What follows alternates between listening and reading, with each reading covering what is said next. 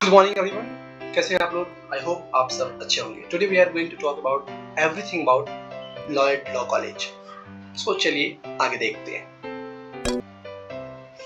इसके बारे में हम आज बात करने वाले हैं। क्या क्या देखेंगे, ओवरव्यू दे देता हूं मैं पहले।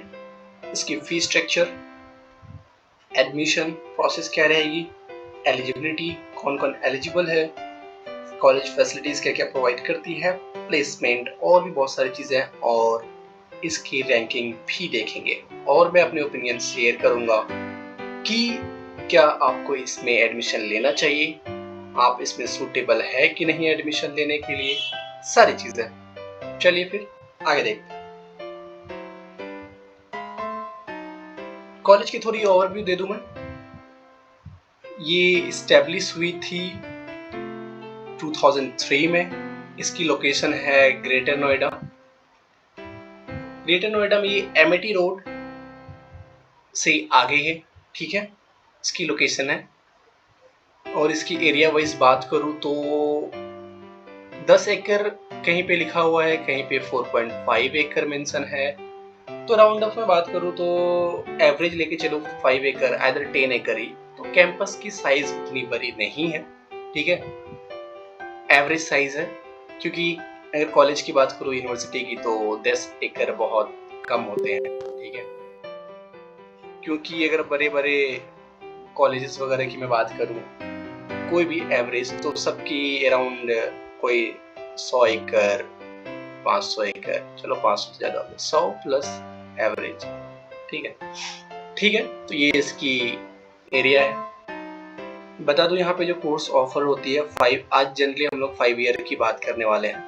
तो 5 ईयर में BA LLB है और BCom LLB है, ठीक है। 2 कोर्स है और दोनों जनरल है, ऑनर्स नहीं है। BA LLB ऑनर्स जो होती है, ठीक है, ऑनर्स कोर्स नहीं है इसमें, सिर्फ जनरल है, दोनों ही। LLB का आज हम बात नहीं करेंगे, LLM की भी नहीं करेंगे। और लॉ में ये मैंने मेंशन कर दिया है कि ये 4 कोर्सेज, ये दोनों भी यहाँ पे ऑफर होती है। फी की ओवरव्यू दे देता हूँ। टोटल फी मैंने यहाँ लिख दिया है कि आप लोग को इतना माथापच्ची न करना पड़े। टोटल फी रहती है इसकी 5 ईयर की 9 लाख। ये पर ईयर फीस है, ठीक है, पर ईयर है ये। तो अराउंड 90K आपका पर सेमेस्टर फीस पड़ जाएगा। फीस इसकी काफ़ी कम है, बहुत सही है फीस, ठीक है। क्योंकि अगर प्राइवेट लॉ कॉलेज की हम लोग बात करें तो सब मैक्सिमम 1.5 लाख रुपीस पर सेमेस्टर ले जाते हैं। जैसे MAT की बात करूं मैं तो MAT की फीस है 1.69 पर सेमेस्टर। और UPES की बात करूं, UPES की फीस है 1.8 कर लो, 85 समथिंग पर सेमेस्टर, ठीक है। दोनों प्राइवेट कॉलेज है, दोनों की फीस बहुत ज़्यादा है, ठीक है। और सिम्बायोसिस कैसे भूल सकता हूँ, सिम्बायोसिस की बात करूँ तो उसकी 2.15 पर सेमेस्टर। मान लो 2 लाख प्लस इसके हैं, इसके भी 2 लाख टच कर रहे हैं, ये थोड़ा सा कम है। अगर फीस में बात करूँ तो सबसे ज़्यादा सिम्बायोसिस की, उसके बाद UPES की, उसके बाद MAT की। तो इसके टॉप प्राइवेट लॉ कॉलेज से अगर इसको मैं कंपेयर करूँ तो इसकी फीस काफ़ी डिसेंट है, ठीक है। क्योंकि यहाँ पे जाने से पहले बच्चे थोड़े सोचते भी हैं कि अराउंड यहाँ पे UPES में आपके 20 लाख रुपीस फीस चले जाएंगे, ठीक है। और सिम्बायोसिस लेते हैं तो और ज़्यादा चले गए, 22-23 पड़ जाएगी। MAT में अराउंड आपको 18 लाख रुपीस पड़ जाएगी फीस, ठीक है। तो ये 5 ईयर की, तो उस जगह में यहाँ पे देख लो आप, MAT कहाँ 18 और लॉयड में आपको पड़ रहा है 9 लाख रुपीस। तो फीस की बहुत डिसेंट है। आगे चलिए, इतना काफ़ी है फीस की रिगार्डिंग, बाकी आगे फर्दर आगे बताऊंगा। प्लेसमेंट की बात करते हैं। प्लेसमेंट भी डिसेंट है, ठीक है। प्लेसमेंट के सबके अलग अलग रिव्यूज़ हैं, ठीक है।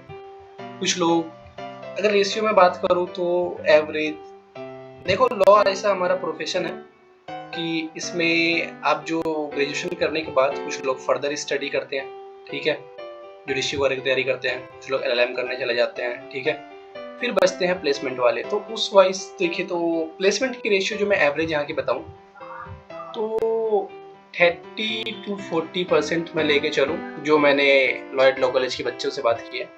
और आप ज़्यादा हार्ड वर्किंग हो, मेहनती हो, ठीक है, बाकी बच्चों से, तो आपकी प्लेसमेंट हो जाएगी। जो एवरेज रेशियो इनकी है इस कॉलेज की 30 to 40% प्लेसमेंट रेशियो है, ठीक है। कहती है कॉलेज 100% प्लेसमेंट, वो सभी कहती है।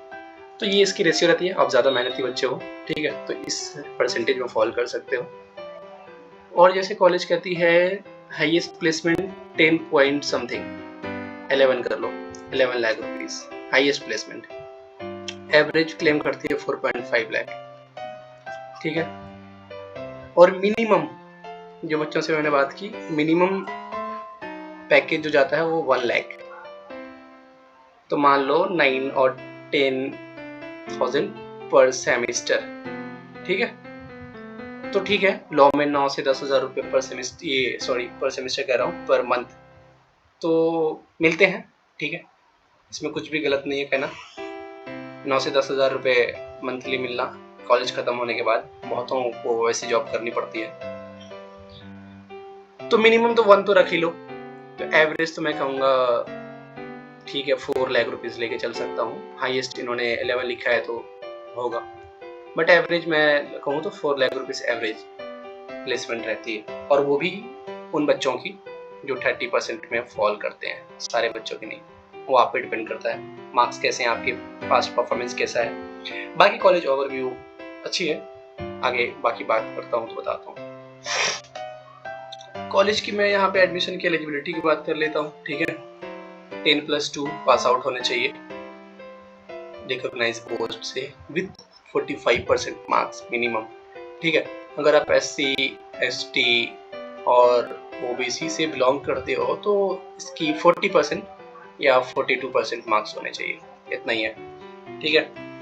और इसमें एडमिशन लेने की प्रोसेस क्या रहेगी, अगर आप क्लैट के लिए क्वालिफाई हो, एग्जाम दिए हो, आप एलिजिबल हो डायरेक्ट इंटरव्यू देने के लिए, इसके बाद एडमिशन नहीं होगी आपकी इसके बाद आपकी इंटरव्यू होगी, ठीक है। तो आप डायरेक्ट क्लैट के एग्जाम देने के बाद डायरेक्ट इंटरव्यू में बैठ सकते हो। आइदर आप ये एग्जाम दे सकते हो, लॉयड इंट्रेंस टेस्ट LET दे सकते हो, इसके बाद भी आपका एडमिशन नहीं होगी। आपका इसके बाद इंटरव्यू होएगा, फिर आपकी लिस्ट आएगी, फाइनल लिस्ट एडमिशन वाली, ठीक है। और एक बात यहाँ पे मैंने लिखी है, जो भी बच्चे अपियरिंग है 12th क्लास के और उनका रिजल्ट अवेटिंग है, अभी आया नहीं है, आप भी अप्लाई कर सकते हो इस कॉलेज के लिए, ठीक है। तो आपका जब रिजल्ट आएगा तो आप सबमिट कर सकते हो। यहाँ पे लिखा है after sorting students they are called to the personal interview, ठीक है।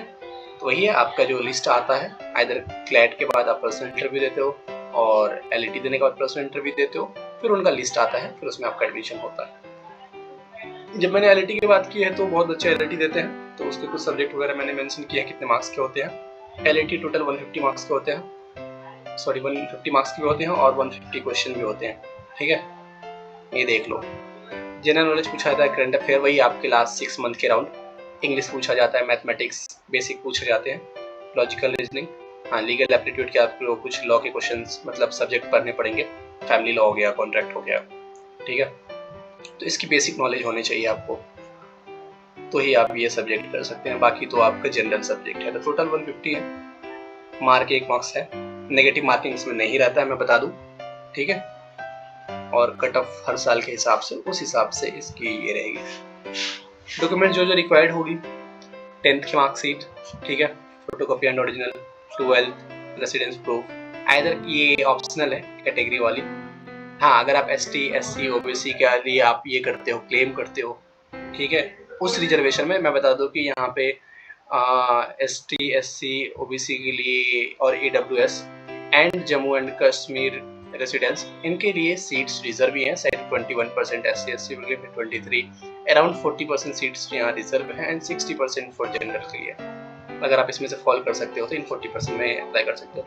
फोटोज, ठीक है। टोटल नंबर की मैं सीट बात कर लेता हूँ। देखो प्राइवेट कॉलेज में ऐसा होता है कि सीट वो ऑफिशियली कुछ और मेंटेन करते हैं, मतलब बताते हैं, और लेकिन नंबर ऑफ स्टूडेंट्स वो ज़्यादा भी लेते हैं, ठीक है। तो ये कॉलेज वेरी करते हैं, तो लिखते तो बहुत कोई ऐसे टोटल 246 इन्होंने लिखा है, बट ठीक है कितना इंटेक्ट होता है, मैं 240 से ज़्यादा भी लेते होंगे, बट ठीक है 240 इन्होंने लिखा।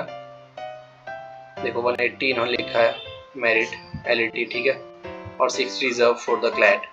जैसे मैंने बताया था कि क्लैट से भी एडमिशन ले सकते हैं और अदर एग्जाम भी, क्लैट के अलावा और अदर एग्जाम से भी ले सकते हैं, ठीक है। MCET दिया हो, LET वगैरह दिया हो, ठीक है, और भी जितने सारे लॉ के एग्जाम होते हैं उसके थ्रू भी आप यहाँ एडमिशन ले सकते हो। 60% ये 60 seats are reserve for the well performing CLAT, ठीक है, वो भी ले सकते हैं। और followed by the personal interview, मैंने बताया कि उसका डायरेक्ट इंटरव्यू लेते हैं, ठीक है। तो ये सीन रहता है। कोई डाउट हो इसमें से कुछ रह जाए तो आप पूछ लेना। देखो कोई भी कॉलेज में लोग एडमिशन लेते हैं, क्योंकि एक कॉलेज में अगर बात करूँ तो भाई 5 ईयर बहुत ज़्यादा होते हैं, ठीक है, इसलिए रैंडमली किसी भी कॉलेज में कोई भी बच्चा एडमिशन नहीं लेता है। वीडियो थोड़ी लंबी हो रही है, लेकिन मैं क्या करूँ, सारी डिटेल बताने के लिए थोड़ी तो वीडियो लंबी होनी ही है। तो यहाँ जैसे देख सकते हो कि इसकी जो रैंकिंग है वो भी बताना बहुत ज़रूरी था। लॉयड लॉ कॉलेज जो है rank 1 in Delhi NCR by India today 2021 की रैंक है, ध्यान रखना भाई, 2021 की और बाय इंडिया टुडे, ये नहीं कि सारे ने दे रखा हो। प्राइवेट लॉ दिल्ली एनसीआर की ही है, इंडिया या ये मत समझ लेना। रैंक में दे रखा है और रैंक 19 दे रखा है लॉ, ठीक है, इंडिया टुडे के बाय 2021। इसमें एनसीआर की रैंक है, यहीं पे देख लो, इसमें लॉ कॉलेज की रैंक है, ठीक है। यहाँ पे 17 दे रखा है इंडिया टुडे ने 2020 में, इसमें भी 17 दे रखा है 19 में, 18 दे रखा है द वीक ने 2020 में, 20 दे रखा है। तो ये रैंकिंग है जो मुझे मिली, तो ये मैंने यहाँ मेंशन किया, ये भी बहुत ज़रूरी है जानना आप लोगों को, ठीक है। देखो इस कॉलेज में स्कॉलरशिप का थोड़ा महत्व रोल है। यहाँ पे बहुत सारे बच्चों से मेरी बात हुई तो वो कहते हैं कि मैक्सिमम बच्चे यहाँ 50%, 60%, इवन 70% बच्चे यहाँ स्कॉलरशिप पे पढ़ते हैं, समझ रहे तुम? तो बहुत बड़ी बात है ये। और स्कॉलरशिप किस बेसिस पे मिलता है? मेरिट स्कॉलरशिप, ये 50% तक ही मिलती है, उससे ज़्यादा नहीं, ठीक है। अब मेरिट स्कॉलरशिप में क्या है कि अगर आप फर्स्ट ईयर में हो, सेकेंड ईयर में जा रहे हो, तो फर्स्ट ईयर के मार्क्स के बेसिस पे आपकी परफॉर्मेंस कैसी थी, इसमें अगर आप स्कॉलरशिप के क्राइटेरिया में फॉल करते हो तो आपके on the basis of first year performance you will get scholarship, but up to 50% only, ठीक है। ये नहीं कि पूरी फीस नहीं माफ होने वाली, हाईएस्ट स्कॉलरशिप है 50%, नॉट मोर देन दैट। और सेकंड स्कॉलरशिप, आप जो एंट्रेंस टेस्ट रैंक स्कॉलरशिप जो आप लॉयड की खुद की एग्जाम देते हो, जो मैंने पीछे बात की थी, ठीक है, LET की, तो उसके बेसिस पे भी आपको यहाँ पे स्कॉलरशिप मिलती है। और भी अदर स्कॉलरशिप्स हैं, ठीक है, Beti Bachao Beti Padhao scholarship, SAARC national student, जो सार्क कंट्री है उसके कोई स्टूडेंट है तो वो भी अप्लाई कर सकते हैं, आर्मी पर्सनल, ठीक है, resident of north east and Jammu and Kashmir, तो वो आपको पता चलता है। तो बहुत सारी चीज़ें हैं वो आप अप्लाई कर सकते हो। हॉस्टल फी फॉर बॉयज इतना है, फॉर गर्ल्स इतना है, ठीक है। बॉयज की हॉस्टल जो है कैंपस से 4 किलोमीटर दूर है, गर्ल्स की हॉस्टल है इन कैंपस ही है, गर्ल्स की हॉस्टल इन कैंपस के अंदर ही है, ठीक है। तो ये भी ध्यान रख लेना कि बॉयज की हॉस्टल जो है वो दूर है, गर्ल्स की जो है वो कैंपस के अंदर ही है, ठीक है। चलो मैं एक ओवरव्यू दे देता हूँ। Creating worldwide linkages and offering global standards of education, Lloyd Law College is dedicated. ये कॉलेज की कैंपस है, ठीक है, मैंने लास्ट में दिया है एक ओवरव्यू के लिए, ठीक है। ये इन्होंने लिखा है 10 एकड़ यहाँ मेंशन करते हैं कहीं पे, फिर ये वे कम भी हैं, 4 एकड़ मेंशन कर रखा है। ये थी ओवरव्यू जो मैंने दी है, इसमें अगर कोई डाउट रह जाती है तो पूछना मुझसे, ठीक है। और मैं यहाँ पे फैकल्टी की बात थोड़ी बता देता हूँ। फैकल्टी डिसेंट ही है, कुछ फैकल्टी हैं वेल एजुकेटेड, ठीक है। और यहाँ पे मैं बात करता हूँ कि एडमिशन लेना चाहिए या नहीं लेना चाहिए, तो मैं बताऊँ यार, अपनी ओपिनियन बताऊँ मैं यहाँ पे, तो मैं अपनी ओपिनियन बताता हूँ इसके बारे में कि कॉलेज यहाँ पे मैंने लिखा है कि टेक एडमिशन और नॉट। देखो यार, सबकी सिचुएशन थोड़ी अलग होती है।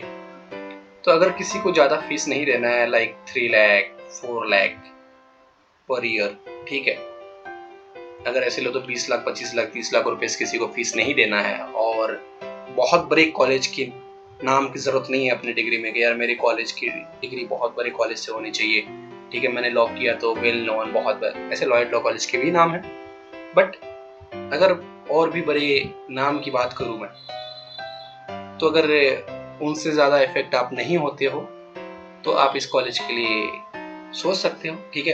क्योंकि फीस इनकी बहुत डिसेंट है, ठीक है। क्योंकि 90K पर सेमिस्टर तो बहुत ही रेयर कॉलेज है कि जिसकी फीस इतनी हो। बाकी किसी 1.5 से नीचे तो बहुत की फीस नहीं है।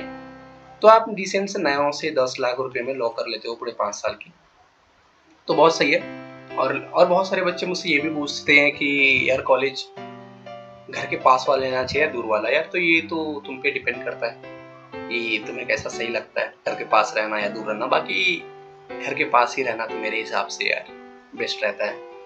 ये बहुत सारी चीज़ें, क्योंकि सेकंड थर्ड ईयर के बाद तो फिर इंसान बोर हो जाता है, थोड़ा खाना वाने से बोर हो जाता है, कॉलेज जाने से बोर हो जाता है। तो घर के पास तो मेरे हिसाब से बेस्ट रहता है। बाकी सबकी चॉइस थोड़ी अलग है, तो उस हिसाब देख सकते हैं। एडमिशन का मैंने बता ही दिया, एलिजिबिलिटी बता दी है, फैकल्टीज वगैरह डिसेंट है यार, प्लेसमेंट का मैंने बता दिया है, ठीक है, रैंकिंग बता दी है। तो इसमें है कि यार थोड़ा फीस कंसिडर करना। अगर फीस इसकी तुम्हें बैठती है, ज़्यादा नहीं देना है, ठीक है, तो एडमिशन ले सकते हो। बाकी चीज़ें डिसेंट है, प्लेसमेंट वगैरह, इंटर्नशिप वगैरह में देखो यार, कुछ लोगों को कॉलेज हेल्प करती है, कुछ को नहीं करती है, लेकिन मैक्सिमम को इंटर्नशिप में कॉलेज हेल्प नहीं करती है। इंटर्नशिप तुम्हें खुद देखना होता है, खुद करना होता है, ठीक है। कॉलेज तुम्हें इसमें ज़्यादा हेल्प नहीं करेगी। खुद से फाइंड आउट करो, खुद इंटर्नशिप करो, ठीक है। बाकी डिसेंट से कॉलेज एडमिशन ले सकते हो जिन सबका क्राइटेरिया इसमें फॉलो करता है। कोई डाउट रह जाता है तो आप मुझसे कमेंट करके पूछना, ठीक है। बाकी मैंने अपनी तरफ से सारी चीज़ें बता दी है। ओके, चलो फिर मिलते हैं अगले वीडियो में। Bye bye, take care.